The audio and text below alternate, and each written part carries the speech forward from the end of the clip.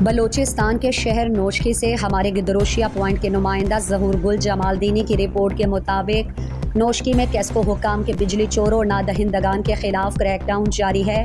درجنوں غیر قانونی بجلی کنیکشنز منقطع کر دیے گئے، متعدد ڈیفالٹر ٹرانسفارمرز بھی اتار دیے، جبکہ کئی افراد کو بجلی چوری کے الزام میں گرفتار کر لیا گیا۔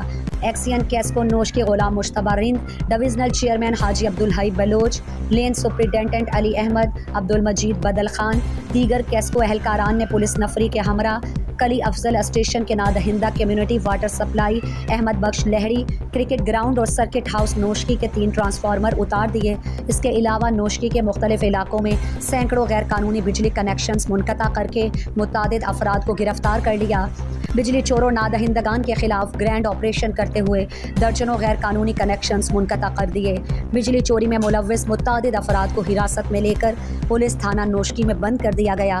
کیسکو حکام نے نوشکی کے عوام سے اپیل کی کہ وہ اپنے کنیکشنز قانونی طور پر لگائیں اور باقاعدگی سے بجلی کے بل ادا کر کے اپنے آپ کو قانون کی گرفت سے بچائیں۔ بصورت دیگر بجلی چوروں کے خلاف بلا تفریق کارروائی کا سلسلہ جاری رہے گا۔ مزید دلچسپ معلومات اور خبروں سے آگاہ ہونے کے لیے Gedrosia point Facebook page, Instagram, Twitter کو فالو اور یوٹیوب چینل کو سبسکرائب کریں۔ بیل آئیکن بٹن دبانا نہ بھولیں